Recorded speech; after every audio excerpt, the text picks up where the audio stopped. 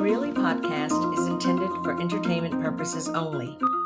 The views, information, opinions, and beliefs expressed in the Really podcast are solely those of its host, Reverend A.D. Black, and his guests, and do not necessarily represent the views, opinions, and beliefs of the Really podcast production team, sponsors, or affiliates. Any advertising incorporated into, reproduction, distribution, editing, or modification of this podcast without the expressed written approval of the Really podcast host is strictly prohibited. Reverend A.D. Black assumes no liability for any unauthorized activities in connection with the use of this podcast.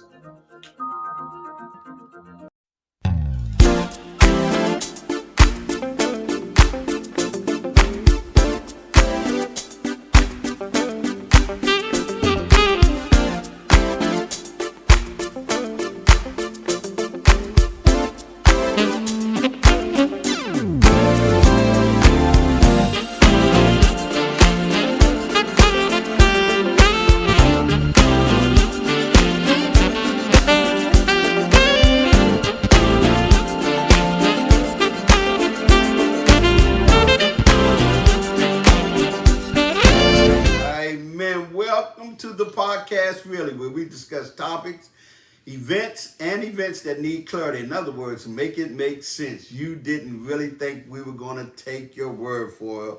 You did it. God, how you doing, Mr. Christian? Listen, it's a Sunday. I had a little bit of a perturbation last night, but it's a Sunday, and I feel enormously blessed to be in the presence of our brother, the Right Honorable Reverend Black, who's always out here in our community trying to educate us to the right path, as the Lord Jesus Christ would have us do.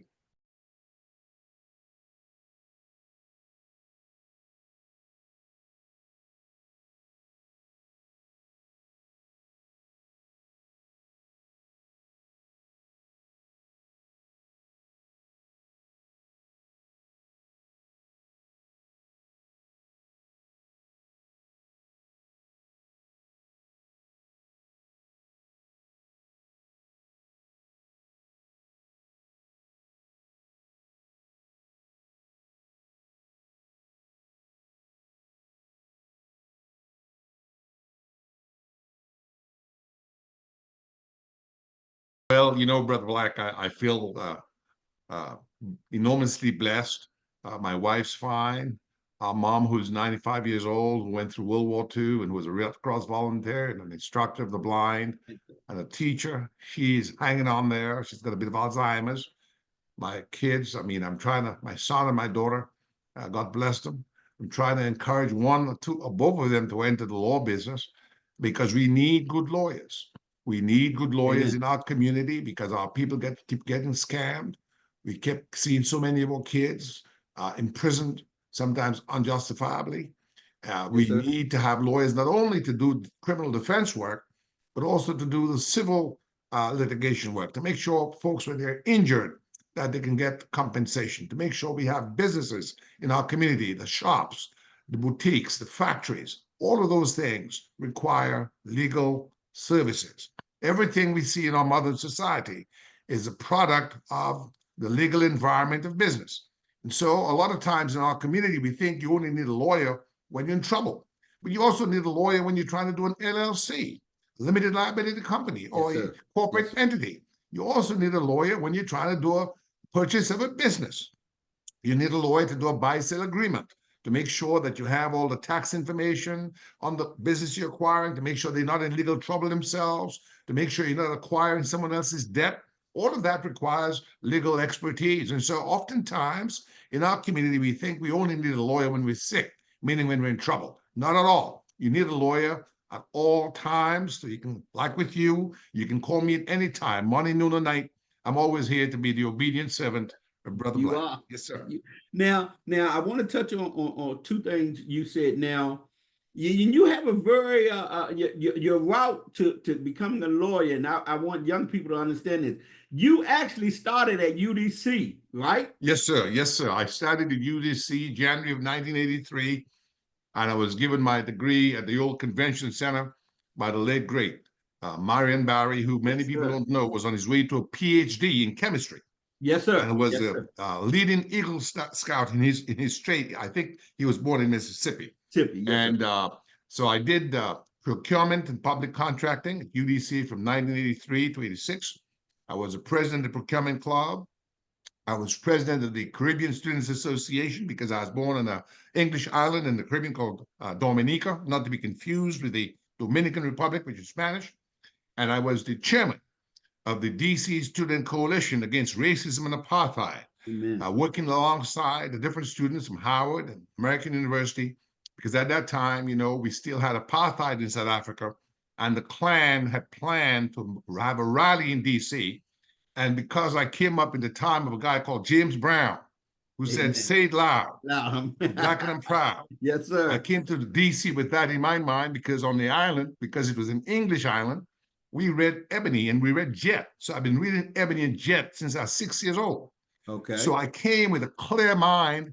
I remember Brother Black, and I need to say it today because every day I'm channeling Abe Lincoln, who gave his life for our cause of our freedom.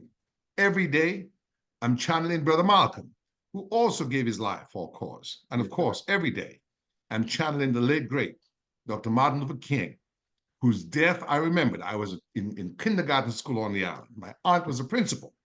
And I came in and they said that Dr. King had been killed. And everyone was very sad. And we had a moment of silence. At that time, Dominica was a British colony. I was a British subject. But my father's younger sister, who died last year at 101, was the principal. Her name was Gabriel Christian. And we had a moment of silence. But there's a reason for that. So in the English islands, there's a famous calypso singer from the island of Trinidad called Slinger Francisco, the Mighty Sparrow. He was actually born in Grenada, but he grew up in Trinidad. Okay. And he had made a very famous song. Do you know what that song's title was? What was it, sir? Martin Luther King for President. Oh, never heard that. Wow. And it was if you go to YouTube, the next time you come on, I will send you the link. I want you to play both songs. He made two songs. Okay. In 65, 66, he made a song after Dr. King got the Nobel Prize for Peace. He made a song called Martin Luther King for President. It swept the charts. It was very popular. So as a child, I grew up hearing that song. And when he was murdered, he made another song in tribute to him in 69. And it went in part like this. Now that our great liberator has gone, segregation must be destroyed. Amen. And so coming to UDC, I had that in my mind. So the first month I'm at UDC, my older brother said, look, I'd lost 2 scholarships, Reverend Black, for being in the Black Power movement. Yes, sir. Wow. Yes, sir. Because a lot of the people in that time, even if they were Black, they were very conservative. They thought that Black poor folks were very troublesome. They thought that we were good British subjects. The Queen was our mother, and that we had power. We had Black ministers, we had Black police chiefs, so we shouldn't worry about Black power. That was something that only people in the United States should worry about. But we were concerned that even though we had Black leaders, that was true. Even though the British had allowed for a lot of reform that brought in the vote, which was true. My dad had been in the British Army in World War II, but they didn't have the vote until after the war. So we wanted more power, and we wanted to learn about Africa, and we wanted to unite with our African-American brothers and sisters, because remember, in the English-speaking Caribbean, we're a minority. The majority of the people in the Caribbean are Spanish-speaking. Cuba, Puerto Rico, Venezuela, Colombia, Mexico, all of these are Caribbean-linked countries. They are Dominican Republic. They are Spanish-speaking.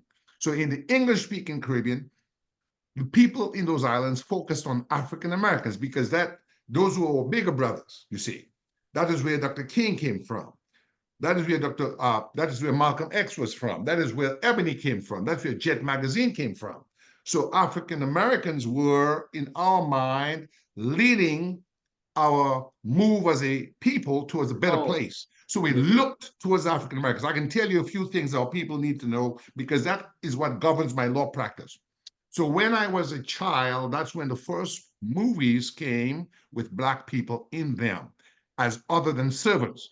The first time we saw a Black man kiss a white woman was Jim Brown in 100 Rifles. The woman was Raquel Welch. Yes, sir. And then we saw a Black man in a movie as starring, he was Sidney Poitier in Guess Who's Coming to Dinner. Yes, sir. And then we had Cleopatra Jones. Oh yeah. And then we had Shaft 1 and Shaft 2. So we moved from a time when black folks in the movies was simply step and fetch it servants, maids, to a Right. time when black people were heroes. So our time was a very revolutionary time, and that has governed my life from this point in time. So I'm there at UDC at Connecticut Avenue, and this woman, young white woman, she's in the middle of the quadrangle. She's saying, uh, big anti-Klan rally this weekend. Smash the Klan. Don't allow the Klan to come to DC. Big anti-Klan. Now, my brother said, look, Gabe, you're going to school. Stay out of this black power business. Stay in your league. Stay in your lane. You're there to go do your math, your physics, your business, and all that, right? So I'm walking down, and I walked straight by her. I bent my head down, but something told me, God has his way. He says, lift your head up. So I lifted my head up, and this woman, I think we became very good friends. She was a Jewish. She was a Jew. Her name was Nancy Schwab. She said, brother, I think she was of the Socialist Workers' Party. He says, brother, you mean to tell me you're not coming to smash the Klan? You're not coming to rally against the Klan on Saturday?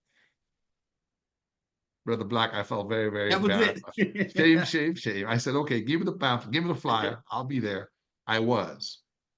And within 1 week, I was lecturing the students on apartheid. And within 1 month, I became the chairman. And within 6 months, we're in New York at Hunter College, City University of New York, for the largest civil rights and anti-apartheid summit in U.S. history of students. Okay. And so UDC was a place for my intellectual maturation. I got out of the 4-year program in 3 years. I was on the dean's list. Yes, and then I took the LSAT and got into Georgetown University in 1987. And that year I was the only person from UDC to get into Georgetown University Law Center. And see, that's what I wanted to touch on. I wanted the young people to know you don't have to start at the prestigious school. You just have to end there. Because that's right. Your travel went from UDC, which nobody talks about, to right. Georgetown. And that diploma says Georgetown. That law diploma says Georgetown. That's right. That's right. I was very, very fortunate to have gone to UDC. UDC had great teachers. Yes, sir. But you see, UDC was just burdened by the historical premise or the historical falsehood that folks who are coming from HBCUs are less than. Right. Folks who are coming from HBCUs have gone from the from behind the serving counter to the White House, and they've gone all over the world and done great things. The HBCUs in the United States are a blessing from God himself. It's been a union of progressive white people, Jews, Black progressive people coming together and doing fantastic things in education. And I'm very proud to be an HBCU graduate. And I've dedicated all my life to promoting HBCUs. And in fact, I'll let your listening audience know in 2014, All Law Firm donated the first solar car in history to an HBCU.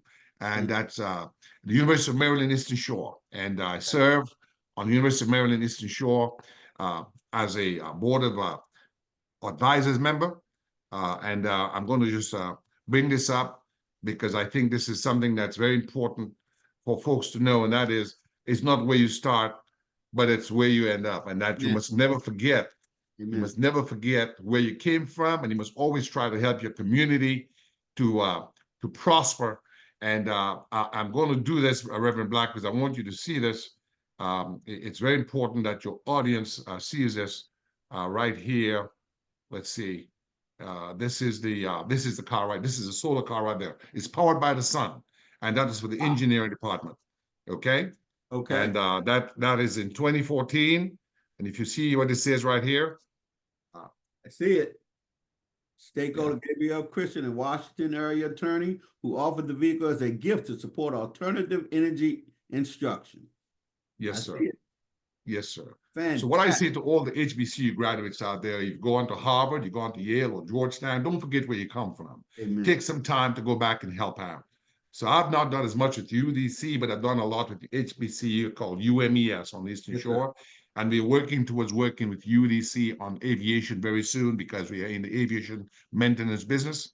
So we can help our young people to not only learn how to fly, but also to learn how to fix planes, because right now there's a deficit in the United States of aviation technicians.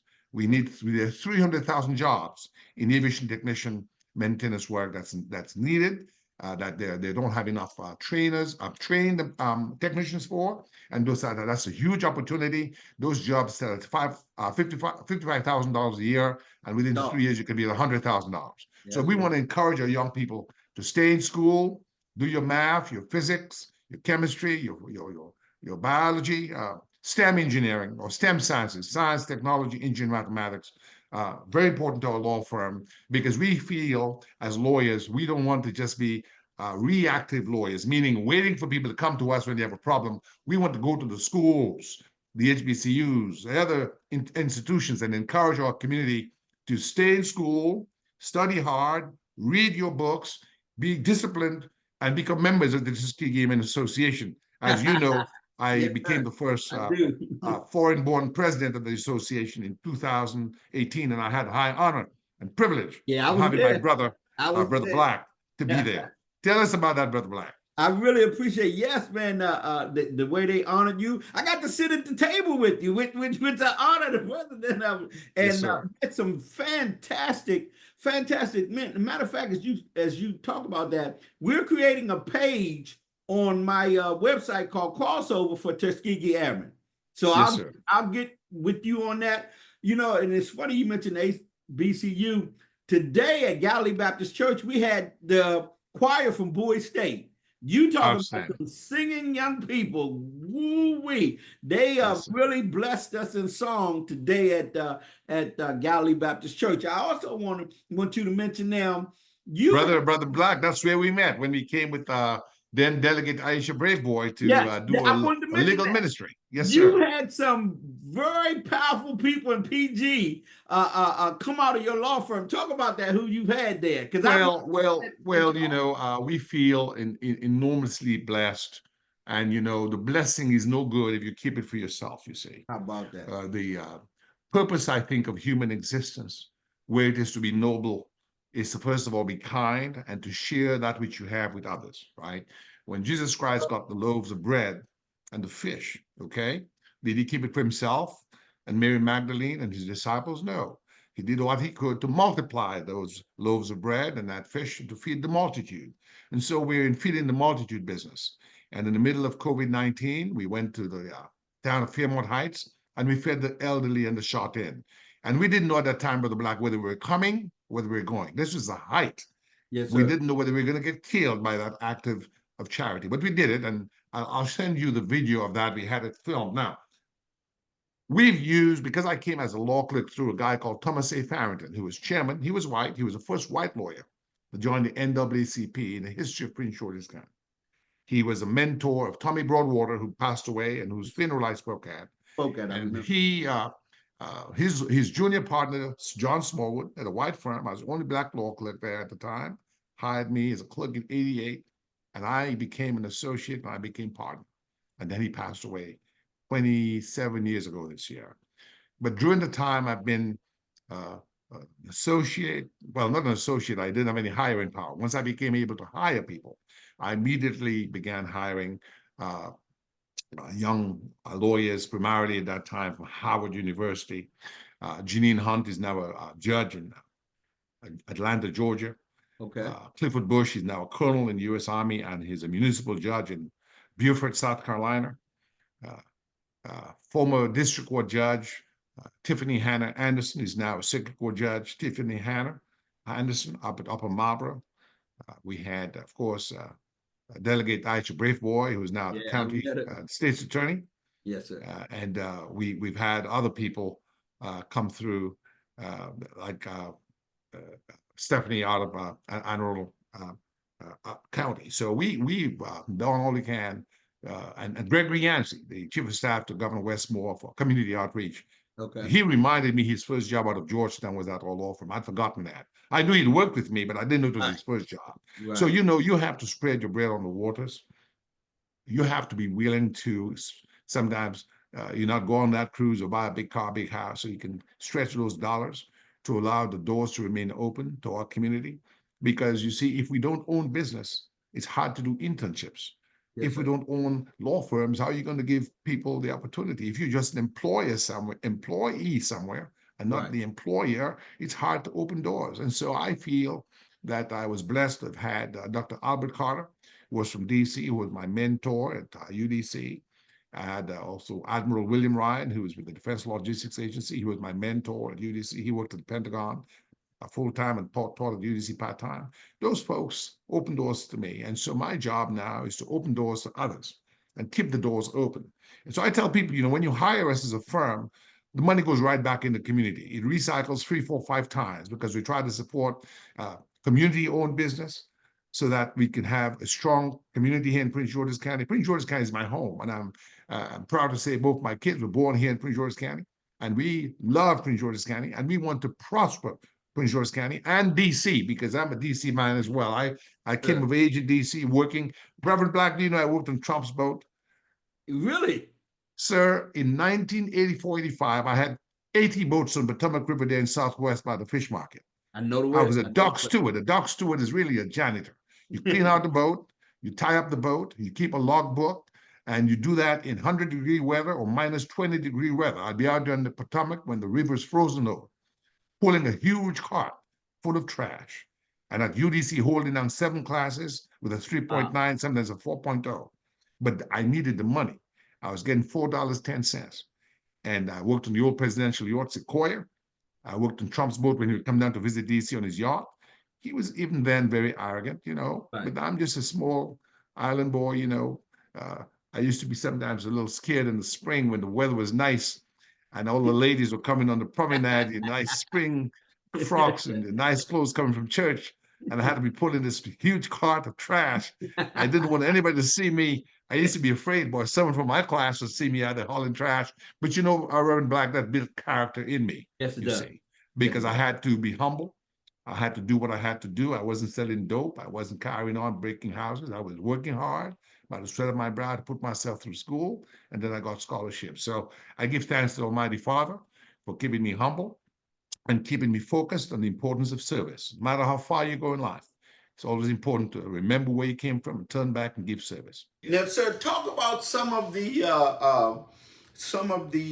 things that is offered through Gabriel Christian and Associates. Why, when someone come to your law firm, what can they expect? Because I know you've given me. I have one of your pamphlets. It's the list of things that you guys specialize in. So just give us some of them that you guys. Well, we're blessed. We are civil and criminal defense law firm. So civil law, and that is law involving civilians, business owners. We do the incorporations, the business formations. Personal injury. The firm, remember, was not a Black-owned firm. Okay. It was owned by a white gentleman who went to Yale University and was chairman of the Maryland Democratic Party, not the Prince George's Democratic Party. So he rolled with Steny Hoyer and the governor and those people. I was just a foot soldier, law clerk. But life is interesting. So my dad was in the British Army. I was a British Army cadet on Dominica. This guy was a paratrooper in the 82nd Airborne. After Yale, he was a captain. And he had a club called the World War II Club. What was the World War II Club? Those were white judges and lawyers, all of them old enough to be my parent, who met once a month and had dinner. And they discussed different battles. Guadalcanal, Midway, Battle of the Bulge. And they would discuss it over dinner, have wine and steak and salmon, and decide what did Judge Patton do? How did he win this battle? What equipment did they have? So one day he was in the kitchen and said he was going to have a meeting of the World War II Club. I was a law clerk at Georgetown, full-time and part-time at the office. And I said something. And he says, Gabe, what do you know about World War II? Well, he didn't know that my father had served in World War II. Right. He didn't know I'd been an Army cadet from the age of 11. He didn't know that all I ever wanted to be was a soldier like my father. I never wanted to be a lawyer. Okay. I only became a lawyer during the time of Black Power when I became involved in student politics, and people said, Gabe, you speak well, you should be a lawyer. But my whole ambition was to be a soldier. Even today, most of what I read is military science. Okay. That's kind of how I ended up in the Tuskegee Airmen, which is a military sort of oriented organization. So he said, you know what, I'm going to invite you to the club. And so he invited me to the club.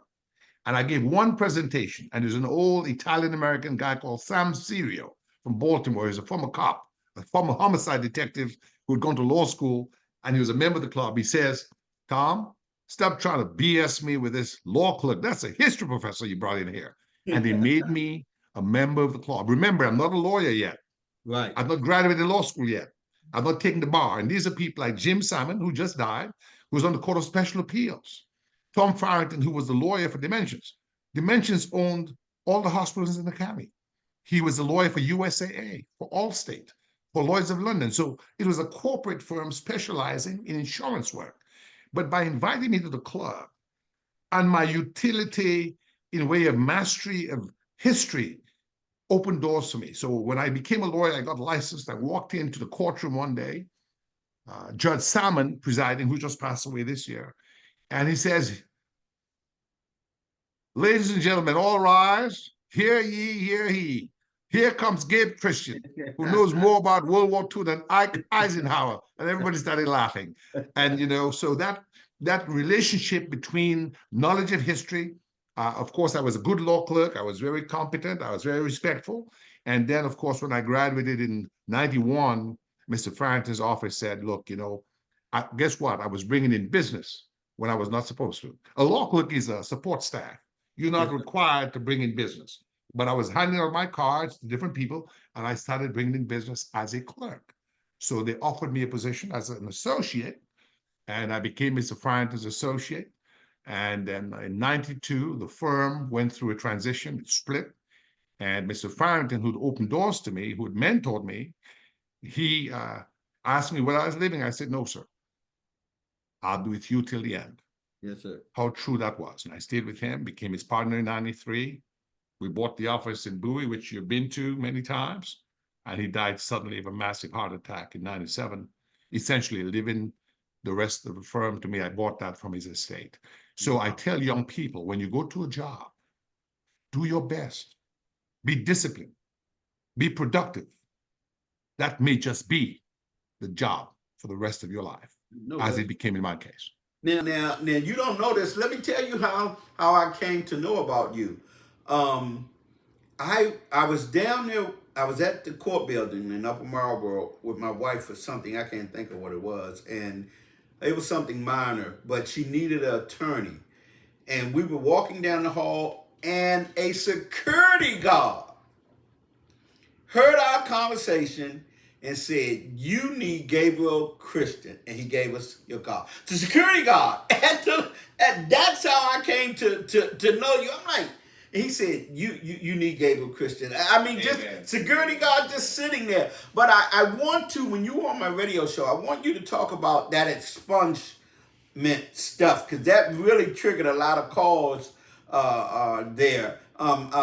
You were talking about how it keeps people, some of our brothers and sisters, from getting a job when they've been in the system. They don't know that they can get certain things expunged off their record that would clean their record, that would free them and allow them to get certain jobs, and that it seems to be preventing them from getting jobs.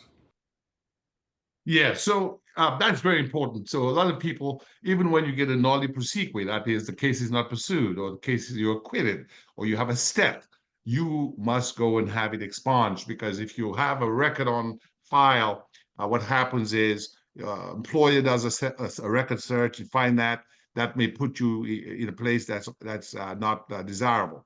So if you're found guilty of a crime, if you, let's say, convicted of murder, you can get, maybe you do your time, you may get a government's pardon, but let's say there are other crimes, you may be able to get those expunged. Maryland law allows certain criminal convictions to be expunged at a satisfactory completion of a sentence, including parole, probation, or mandatory supervision. In fact, many times I've had convictions and I've done a motion to reconsider, and they ended the case PBJ, that is probation before judgment. You can get that expunged, okay? So I tell people, come to us, bring us your file, and if you fall within the category of a stat or PBJ or some nuisance crime, like urination in public, some sort of what do you call misdemeanor, we can get that expunged for you and clean up your record for you. Right. Sometimes it may be a little more difficult, but we're at 301-218-9400, or you just go online, Gabriel Christian, you'll find us, and we'll go out there and file the paperwork for you.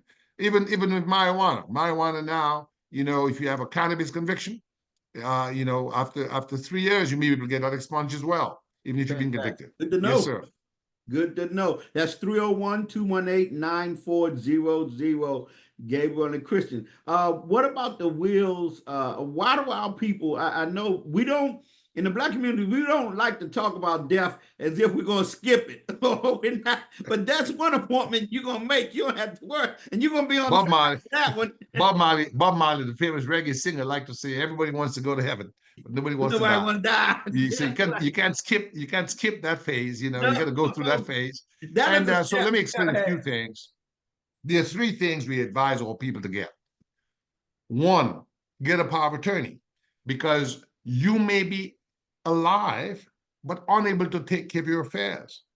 I remember a guy who was working for Department of Transportation of Maryland. He was on a tractor mowing the grass in the median of a highway, I think 301 or one of those places, and it overturned, because sometimes the median has a slope, and it fell on him, and he was in a coma for 6 months. And he was the one who paid the rent. His girlfriend was living with him.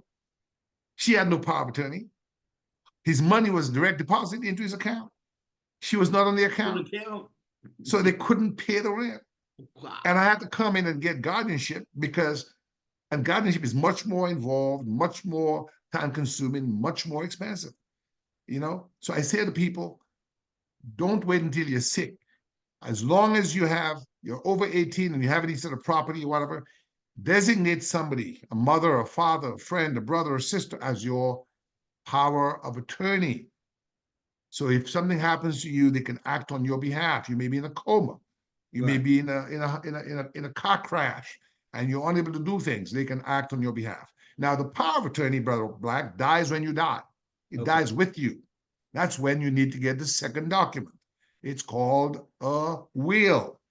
A will basically says to the world that this is what I want done with my material possessions, my house, my land, well, on insurance policies, normally there is a beneficiary clause, right? Yes, but sometimes the people on the beneficiary clause may be dead.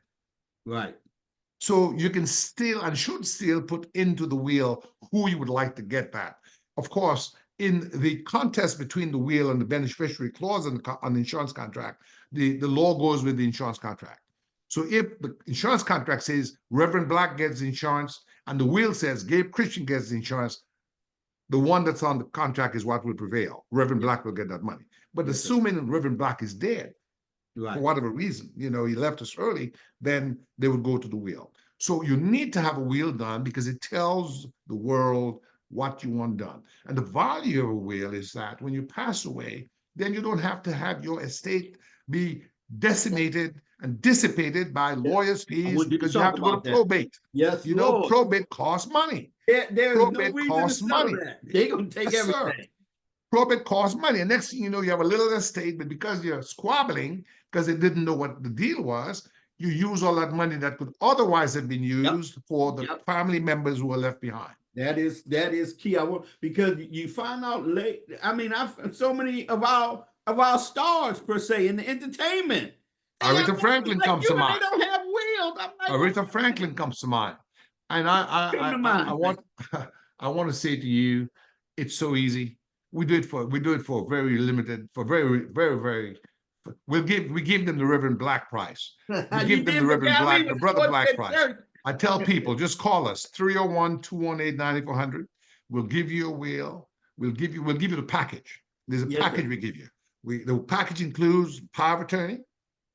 Give us somebody you want to have stand for you in the event you're not able to do it yourself.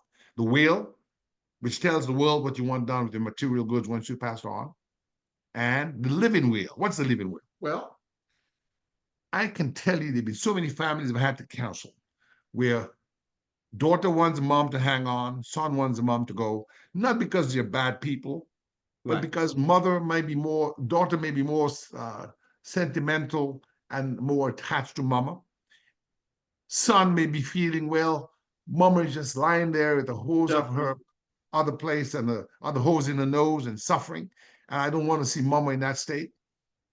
But there's no living will, which is another name for a living will is an advanced health directive that basically says to the doctors and healthcare providers, this person, Reverend Black, or this person, Gabe Christian, is authorized to make final decisions for me with regard to my health care. For instance, they may say that I don't want any heroic measures. Right. I don't want to be intubated. I don't want to be on life support. That if two doctors, including my physician, says there's no hope or expectation of recovery, pull the plug. Right. Okay? And it can outline different bases upon which that plug can be pulled.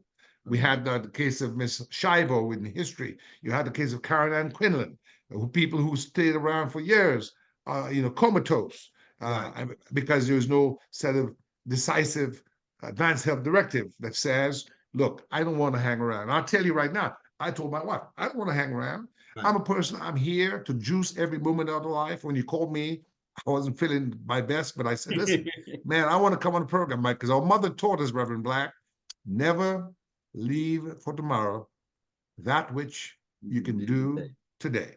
And so I'm talking to you and I feel well already. I want to run something by you now. I saw this happen and I want to get it right. A friend of my wife's got sick. She had just given birth, and during the birth, it was a late term, and she really got sick and went in. She was comatose, and she didn't have a will. Her husband, they had 3 kids. Her husband wanted to hang on life support, but she was at a Catholic hospital, and they said his rights, the hospital being Catholic, over trumped all this stuff, and they pulled the plug. Well, let me say this. I'm not sure about the details of the case. Yes, sir. But normally in today's world, because of a fear of institutions getting sued, they always want to make sure that, in fact, if you come in and you don't have a advanced health directive, sometimes the hospital will give you one. Right. Like sometimes when you go into the surgery, even when the surgery is not necessarily very risky, they will give you one. Yeah. And that is to kind of make sure that they are cleared of any liability. Yes, sir. You know what I mean? Where someone says, well, gee, you didn't have any authorization. This person could have lived. Right. So they will provide you with That's what I was a thinking. living will. But bottom line is normally the hospitals will deal with next of kin. And next of kin will be husband, wife, right, mother, father, or in the case of people who are elderly, the children. They will usually have a conference. Yeah. And they'll speak to the family, and they will give you the stats. They will give you a sort of assessment of what they think, and they will ask for opinion. The thing about it is, a lot of families are not unanimous. In our family, we've decided certain things, that we don't want to engage in heroic measures. Although in recent times, our own mother has gone in several times, but she's come back out. Yes, sir. But we don't want to leave her on life support. That's agreed. Yes. Now, just switching subjects, tell us about, because you're big still in it, and I get all the emails from them, and they always giving away money, giving away scholarship to Tuskegee Airmen. Tell us about that. Sir. That's a big one. Sir. Yeah. So one of the things that we walk in the spirit of Thurgood Marshall. Justice Thurgood Marshall, before he became Justice Marshall, gave most of his life in legal services to the Legal Defense Fund of the NAACP. My wife and I are life members of the NAACP because we realize where we are because of people like Justice Marshall. Before that, when he was a lawyer for the NAACP, and the NAACP itself, all it's done for civil rights, opening doors for us. And that's why we have a lot of love for people like Abe Lincoln and Martin King and NAACP, and the Tuskegee Airmen, because we realize that where we are today is a function of the sacrifices they made. So it's not simply a question of nostalgia, but a realization that we as a community must be organized. We must join organization. Right now, the Urban League, the NAACP, Tuskegee Airmen, we are all suffering from a lack of dynamic young membership. We need, and I'm sending this on your airwaves this afternoon. Yes, sir. Folks, those of you who listen to me, call our office, 301-218-9400. You don't need any money. All you need is a heart. All you need is a head. All you need is a conscience. And to understand that we are recruiting for the Tuskegee Airmen Association. We need young lawyers. We need young doctors. We need young business people. We need students to come in and join the organization. Brother Black, when you were with us about 6, 7, 8 years ago at that dinner, we had about 10 members left who were originals. Yeah, with the red We only coat. have one left. We only have Wow. one left. I see it. I Okay. get the email. By next year, we won't maybe have any. So Yes, what that means is that we need to keep on replenishing the pool by bringing in new membership. The more members we have, the more we can do in our community. And what do we do in our community? There are two bases for the existence of the Tuskegee Airmen Associations. There are 52 in the United States. The first one, and the national capital chapter, is our chapter, the East Coast chapter, formed in 1973 by people like General Benjamin O. Davis and the others who have now passed on. And our focus is, one, preservation of the noble heritage of the Tuskegee Airmen, who served in the U.S. Army Air Corps in World War II and who ended up being the best unit in air combat, and who, by their distinction in service, when they came out of service, were proponents, advocates, and heroes of the civil rights movement. Let me give you an example. How many people know that while Thurgood Marshall argued the brief for Brown versus Board of Education, which led to the desegregation of U.S. education, the brief was actually written by William Coleman, who had gone to Harvard and was a Harvard-educated lawyer who had been a Tuskegee Airman. Okay. So the Tuskegee Airmen, in great measure, their legacy lives on, not just in service in World War II and what they did in aviation science, but in their many members who went on to civic leadership like William Coleman. There's more to it. That William Coleman, who was the primary author of the brief that Thurgood Marshall argued. So lots of times, even in my office, okay, I go to court and I argue briefs. I don't write all the brief. Okay. A lot of times it's my law clerks and my associates. Oh, you do prepare it. I met her. And I will edit it. I will maybe shape it, but they give me the brief. Right. Because, I'm busy doing other things. Yes, sir. So he later on became the second African American in history to be a cabinet member of the United States federal government. He was the Secretary of Transportation under Gerald Ford, and is credited of promoting the 50-mile-an-hour limit, which reduced deaths as well as innovations such as the airbag we have today.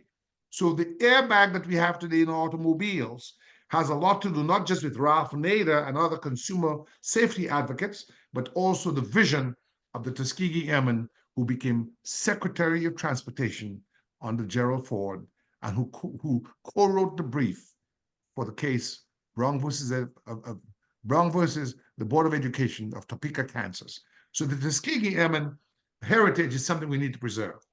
The second aspect of our mission is youth in aviation. Only about 4 to 5%, maybe a little less, of aviation professionals in the United States are African American. African Americans are about 13 to 14% of the general population. So we need another 10% increase to keep parity with where we are in the population. So we need more African American pilots. We need to see more African American space and aerospace professionals. We need to see more African American aviation engineers and aviation technicians to fix planes. Whenever you hear there's a problem with an aircraft, wheel flies out, a door flies out, it tells you there was a problem in the maintenance of that aircraft. Yes, had it been properly maintained, those things would not have happened. Okay, and so we have a deficit right now in our country in way of aviation technicians. I know that because of my place with the Tuskegee Airmen, and also the current president of the Tuskegee Airmen East Coast chapter is Jerome Hodge. Jerome Hodge is a distinguished graduate of the United States Air Force Aviation Maintenance System. He was a flight engineer and an aviation technician for 21 years, worked on fighters and Air Force One, Air Force Two, all those kinds of platforms, C-130 Hercules. And when he left the Air Force after 21 years, he did something remarkable. Most people, when they retire, they go play golf or go take a cruise to the Caribbean. He set up an aviation company called Avnine, which today is arguably perhaps the largest Black-owned aviation maintenance company in the country. It has shops at BWI, which is where it's headquartered. It has a shop at Dulles International Airport, and it has its biggest workforce at DC Ronald Reagan National Airport, where it has a big contract, the first African owned company in history, we believe, to have a contract with American Airlines, fixing planes for American Airlines, is AV9 Aero Services.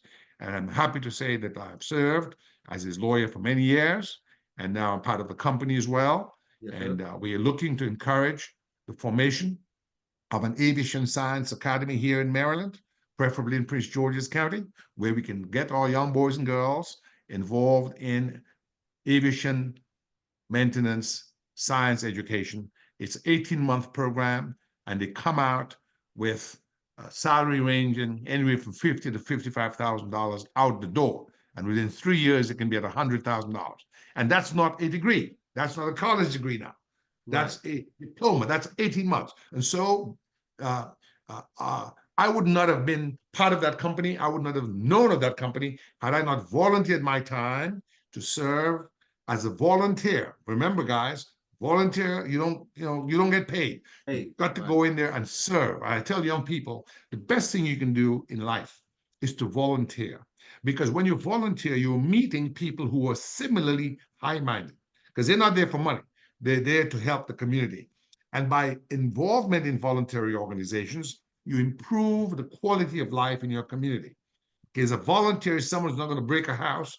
A volunteer is someone who's not going to burglarize someone's property. A volunteer is not going to knock someone over the head and steal their purse or rob them of their money. A volunteer is not going to do dope. Normally, a volunteer is someone of high moral virtue, right? So when you stick, when we're kids, they teach us birds of a feather.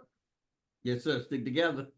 Flock together. So if you are in a voluntary organization, 9 times out of 10, you're going to be associated with high caliber individuals who will take you in positive direction, positive places. So I'm making a call this evening through your medium to ask folk who hear my voice to reach out online. It's www.ecctai.org. That's wait a minute. Give me that one more time. It's www. Dot ecctai.org. That's East Coast Chapter Tuskegee Airmen Inc. East Coast Chapter Tuskegee Airmen Inc. We're accepting, it's $100 a year if you're an adult, $15 a year if you're a student.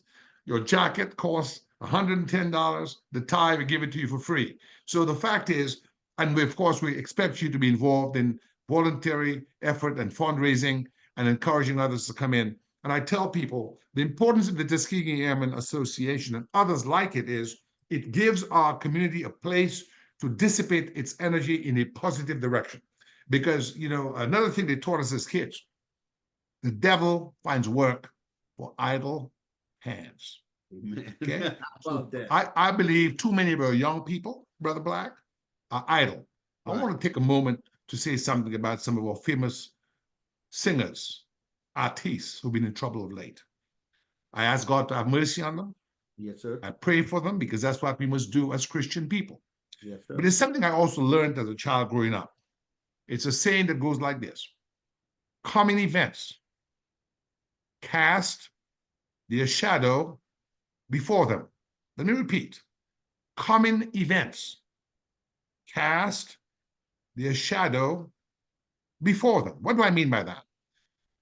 If you always are there carrying on, if you're using the N word, if you're using the MF word, if you're using the B word to describe our women, you are speaking from your mouth that which is in your head and that which is in your heart. And if you continue along that trajectory of using language that's demeaning, that's degrading, that's emblematic of indiscipline, you are soon to find yourself in difficulty. And so I tell people, be careful of what comes out of your mouth. Yes, sir. Let what comes out of your mouth be educated, be informative, be inspirational, be creative, be constructive, be developmental, Be community service oriented. Be about volunteerism, kindness, peace, and love. Because if we do that, we shall have a better community. But if what comes out of your mouth, you play it on your iPhone or your Android, on your car radio, and you play it in your home, the N word, the B word, the MF word, you are undermining what our greats worked, sacrificed, and died for, which is to ensure our freedom and our prosperity. So I was at a barber not too long ago. I was at the barber yesterday.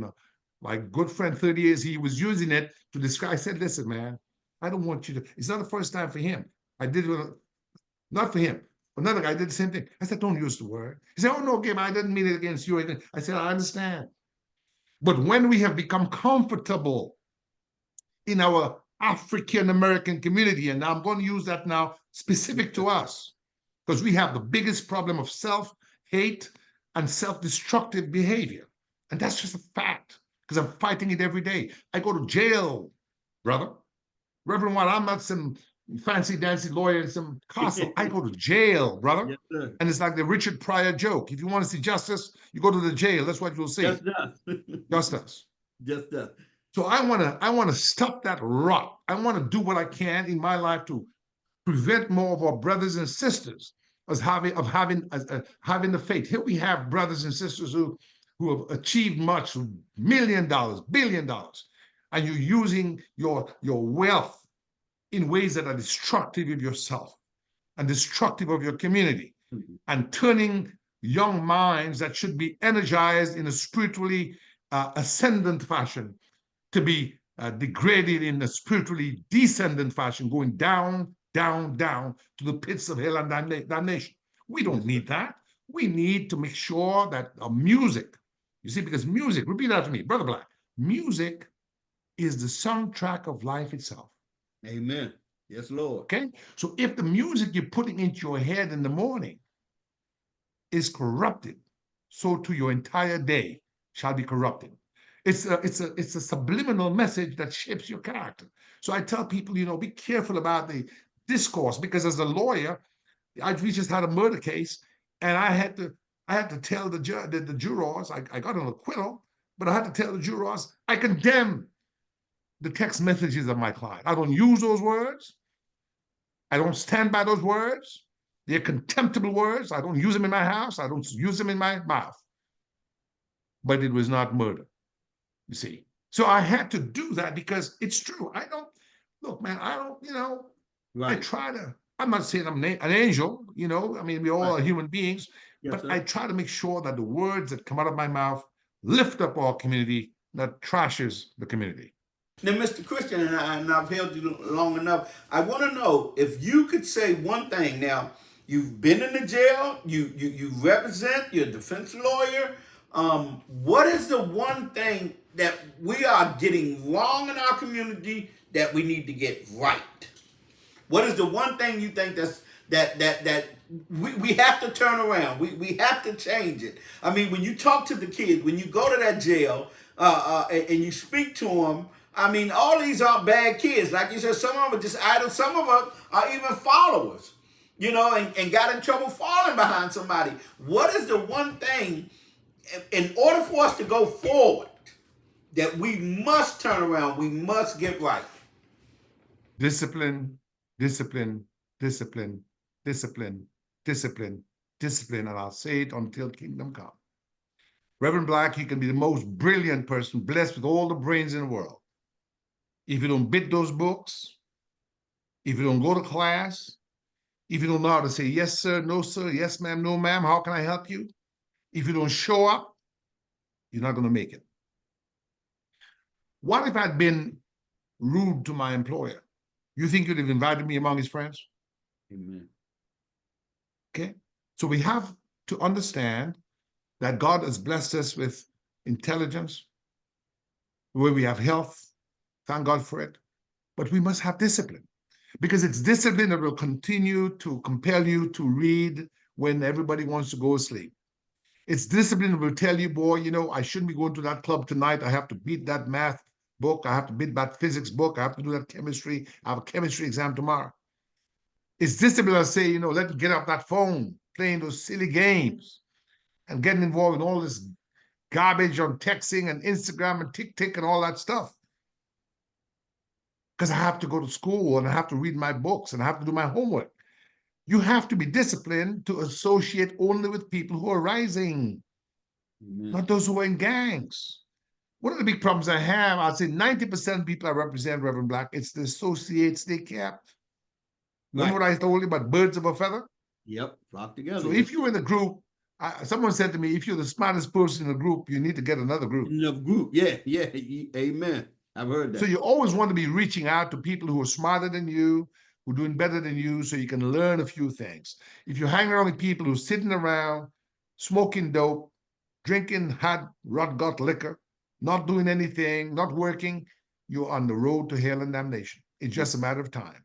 So discipline to me is the one thing that made for my success. And I want for my young brothers and sisters in our community every little bit of success as I've had and more.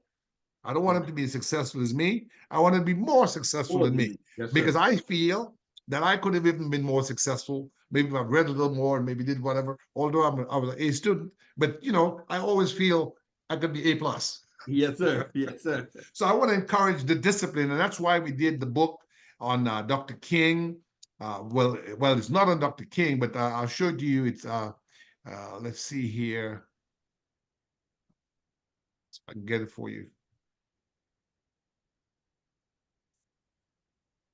It's very important that we understand the importance of civics and civic leadership, Brother Black.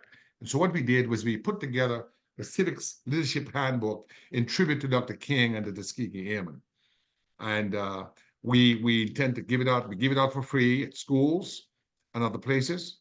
And what it does, it speaks to the principles of civic virtue that I learned as a cadet and as a volunteer and as a student leader, so that the young people can, here we are with the Duval High School cadets. Can you see it? Yes, sir.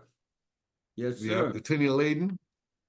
And, these are the cadets who were at Dad's funeral in 2011. They were the JROTC. And that's what we like to see. We like to see our young boys in the Girl Scouts, Boy Scouts, Cub Scouts, JROTC, NAACP, Urban League, doing something, church groups, leadership groups, because when you're in leadership organizations, Reverend Black, you're less likely to get yourself in trouble. Right. You see. Yes, we sir. have Arthur Turner, we have Ed Layden, we have Patricia St. Hill, we have Miss Christian, and then of course, as I said, that book is out there, and we're saying to people, if you want us to come out and speak to your young people at the churches and the different organizations, we're talking about 36 years of legal service, 3 as a clerk and 33 as a trial lawyer. We'd be happy to come and do that free of charge, because we feel an obligation to our community to this is the book right here. We feel an obligation to our community to share the message of leadership and service, and volunteerism and kindness, because that makes a huge difference in the quality of life here in Prince George's County, in our great state, in our country, and across the world. Yes, sir. And let me ask you something. Can people go online at your office and look up this book? And get... Yes, sir. They can go online and they go to the Civic Center on the resources, go to the resources section.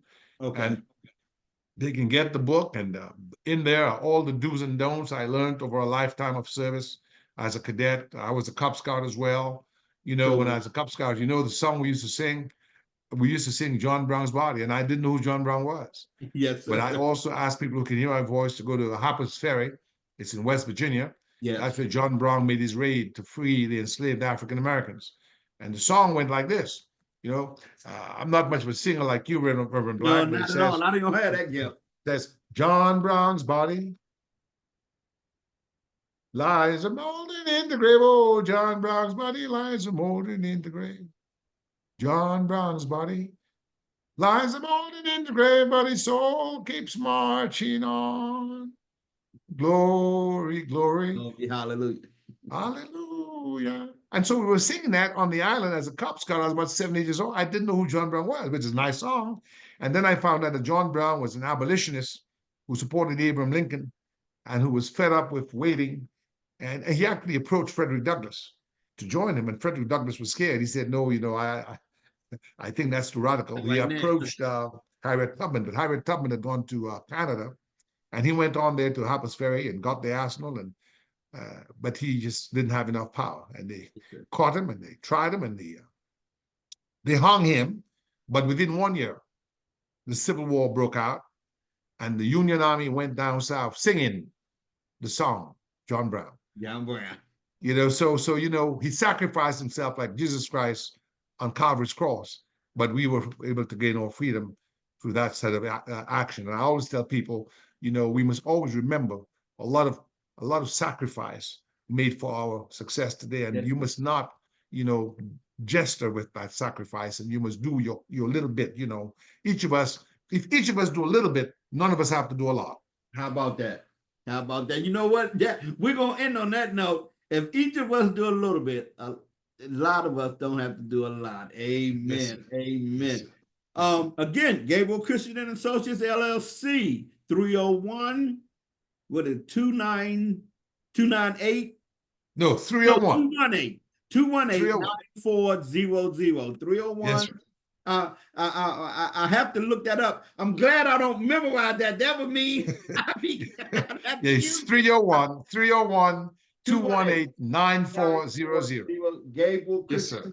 The people's law firm. In Bowie, Maryland. Mr. Christian, God bless you and the family. Please tell the wife. I talked to the daughter, I think one day last week, a week before last, when I called the office. Tell everybody at the office I said hi. I didn't know that. I personally mailed you a copy of my new book, and you haven't gotten it yet, so I'll bring you a copy. I don't know. Come by, and then we go and have some bread. We can break some bread. I'll be by. This one I'm going to hand deliver. I'm not going to trust the mail. Reverend Black, I just want to say before you go, I want to say it's a high honor and privilege to have been your brother all these years. And we just want to be your obedient servant and to be obedient servant to the community we serve. We feel highly honored and privileged to be here in Prince George's County, great county. We love our people, and we must continue to show that love by demonstrative effort. You see, it's not enough to say, I love you. That's nice, but we must go out there and volunteer, and we must go out and help each other and show up and pay our dues. And most importantly, the message for the day is discipline, discipline, discipline. Of course, not forgetting faith. We need to have our faith, our rock solid faith. Yes. God bless you, sir. We'll talk real soon. God bless you. Tell everyone I said that. Bye-bye. Bye-bye.